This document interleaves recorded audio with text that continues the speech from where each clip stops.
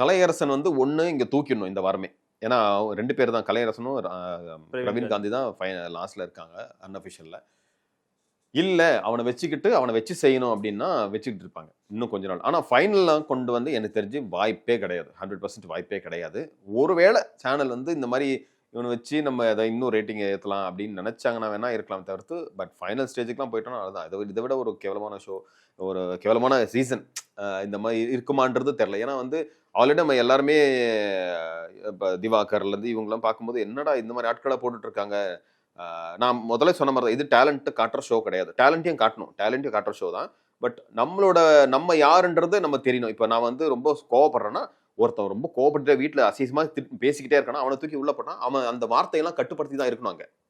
நம்மளுக்கு என்ன பிடிச்சிருக்கோ, இல்ல நம்மளுக்கு என்ன நெறைய வந்துட்டே இருக்கோ, அத கட்டுப்படுத்தி இருக்கிறது தான் அந்த வீட்டோட இதுவே. ஸோ அந்த அளவு பார்த்தீங்கன்னா, எனக்கு தெரிஞ்சு கலையரசன அனுப்புறது பெட்டர் அப்படின்னு